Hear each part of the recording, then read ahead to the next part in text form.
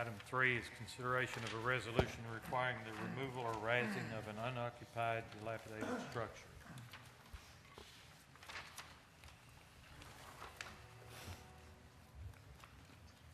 I move that we approve this resolution. Second. We got a motion and a second. Mr. Stuber, the second? Did you Yes. second? Okay. All right, discussion? Do we know anything, what do we know about? I don't know, but I know a guy that does. Did you see all that stuff in here? Have you been by it? Looked at This it? is a structure that we viewed, City of Russellville Community Development and Code Enforcement Office by complaint went out, and the dilapidated structure, well, you see for yourself, if you've got pictures, it's extremely dilapidated, and so we just moved forward to have it razed and debris removed for it to be brought up to an occupied state. Are we asking to put this on our rehab agreement? Is that what we're doing? Or you just, No. I don't know if anyone's here tonight, basically, we're just asking for it to be removed. okay. Can I ask something? Yes, please. Is there a time frame, Brian? I've received several phone calls regarding that since that's up there close to me. And is there a time for the neighbors to expect to see it gone? Well, that might be a question for Trey, but we have 7 days, basically, they can come forward and they can sign the rehab, and if they fail to do so, then, Trey, what is it, 60 days? 30 that they have to remove the structure themselves, or at that point we begin the bidding process to have somebody to remove it for the city, and then we'll ask them to pay the cost of the city doing it. Mayor, hasn't this gone on since June? It's been going on since June with this property. I think if you look at the code enforcement letter, that's probably correct when it first came to the attention, and they were given time to, at the end of June, I think is when Mr. Clark sent out a letter, and he's been trying to get them to do something and tried to let them know that this is the process would be taken. And so there's been no correction, and that's why it's here before you. You know, I'd like to say one thing. I did drive up by there today and look at that, and that they do have some new shingles stacked up there at the house. It looks like they hadn't been there too long. They may be there a long time, but you know,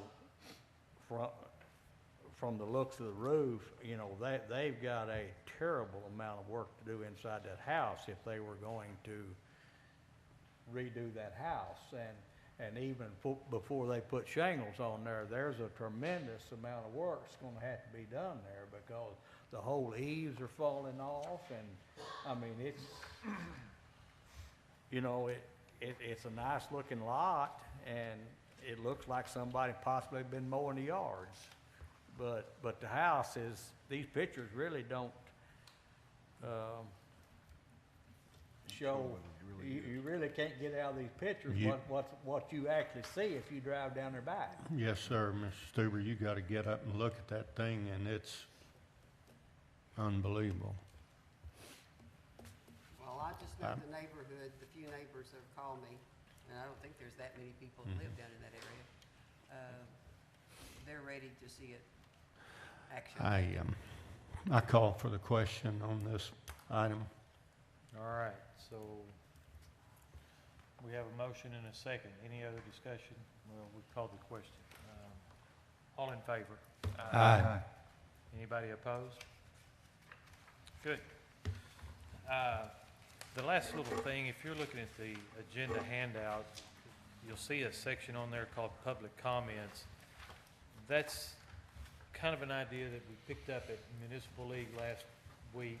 I'm pretty sure everybody was in that discussion about adding a 30-minute comment period. The way we picture it working would be, at this point in our agenda, we would take a 10-minute recess. I think Mark Hayes was real clear that you don't adjourn the meeting, but you could take a 10-minute recess, and then allow time for the public to comment to us.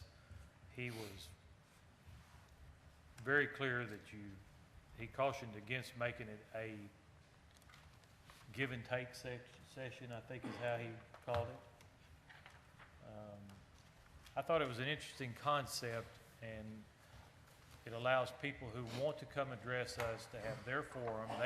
They give it to us. We don't respond at that time. We take it under advisement and figure out where to go. But I think it's something that we ought to explore, but it would require that we make a revision in our rules of procedure.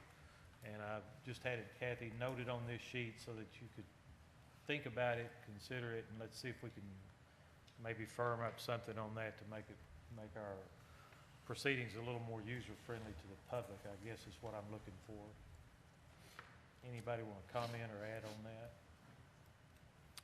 Mr. Mayor, I'll just say, I think it's a good idea, and one of the reasons for that is I know over the past couple of years there have been some citizens who have come with the idea of discussing things that were not on our agenda and were extremely upset that they did not get to lend their voice to what they felt was a pertinent issue for them.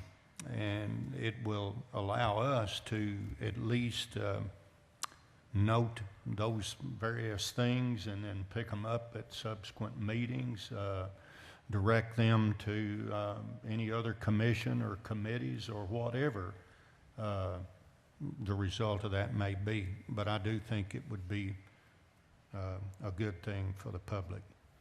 I know there's a little bit of risk because he pointed out that if we do that, we don't get to dictate what subject people can speak on and things like that. But if it makes the public feel like, that the ownership they have of our proceedings is legitimate, then I think it's something we should consider and try to set some rules.